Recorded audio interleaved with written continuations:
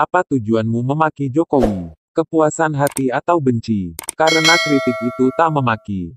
Kritik adalah sebuah kewajiban. Dengan kritik kita memiliki data pembanding, atau pandangan pembanding terkait sebuah pemikiran yang berujung pada keputusan yang diambil. Kritik merupakan referensi atau ilmu yang diperoleh secara gratis. Itu kenapa kritik adalah hal yang penting dan wajib untuk kita lakukan jika ingin membuat segala sesuatunya berubah menjadi lebih baik dan baik lagi. Kritik itu bukan makian. Kritik pun bukan berupa halusinasi.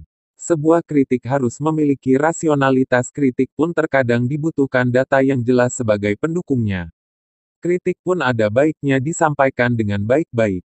Apalagi katanya kita adalah orang timur yang penuh dengan adab yang baik. Ditambah lagi, kita pun hidup di tengah-tengah orang yang katanya bertuhan. Harusnya, kita paham bagaimana cara melakukan kritik yang baik. Namun pada kenyataannya, tak jarang kita temui orang memaki namun bersembunyi di balik kata kritikan dan demokrasi. Kritik yang diselipi oleh rasa benci, sulit untuk bisa memiliki tujuan utama yang murni dalam memberi kritikan dalam hal kebaikan. Apalagi jika dalam kritik sudah terselip sejuta kepentingan perut sendiri, demi menaikkan nilai tawar dalam sebuah posisi kancah politik. Hal itu akan menjadikan ungkapan kritik murni membangun hanya isapan jempol belaka, yang ada kritik tersebut menjadi sebuah strategi menunjukkan taringnya agar dilobi.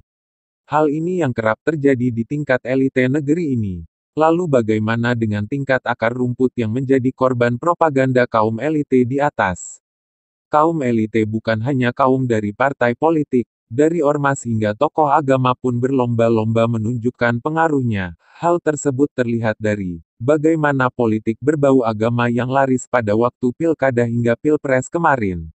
Kaum akar rumput sudah terlanjur terbiasa untuk membenci dan pada akhirnya memaki. Dalihnya, itu adalah kritik tetapi sama sekali tak membangun dan sekedar halusinasi. Tak ada faedah dari setiap kata.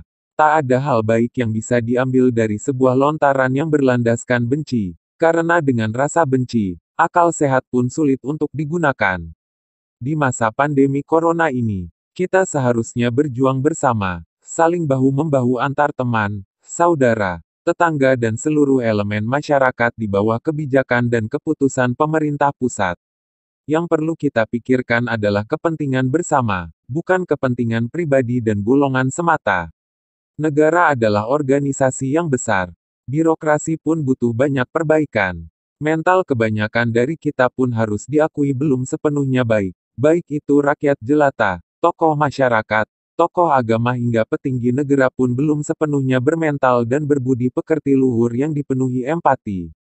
Coba kita tengok orang-orang yang menolak jenazah korban corona. Mari kita juga tengok perawat yang diusir dari kosan. Mari kita pun melihat bagaimana tokoh agama ada yang jumawa serta tak ikuti himbauan pemerintah untuk jaga jarak.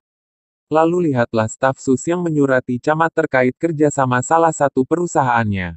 Hal-hal buruk itu perlu kita kritik, dan bahkan wajib supaya bisa diperbaiki dan tidak seenaknya sendiri. Siapapun itu, tak perlu pejabat, tokoh agama hingga sesama rakyat jelata seperti kita-kita ini.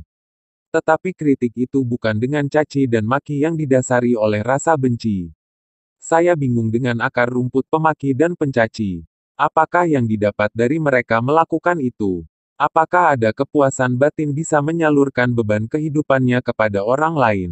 Atau biasanya dia kerap dimarahi istri di rumah? Kerap dimarahi bos atau atasan di lingkungan kerjanya? Atau hidupnya penuh iri dengki? Kalau untuk elite politik sudah jelas, untungnya mereka mencari simpati demi tampuk kekuasaan. Sedangkan untuk tokoh agama pun bisa jadi untuk menggaet para pengikut yang bisa berkontribusi bagi ketenaran diri. Lalu kembali kepada kamu-kamu, tujuannya memaki itu apa? Sudah nyinyir yang membuat hati dipenuhi oleh benci. Karena jika hati sudah benci, bisa stres dan daya tahan tubuh menjadi rendah. Ingat, corona bisa menghajarmu. Mari bersama-sama membangun negeri, dengan melakukan kritik yang membangun. Mari bersama-sama juga mendukung apa yang dilakukan oleh pemerintah dalam menghadapi pandemi corona ini yang tentu saja berdampak pada segala lini.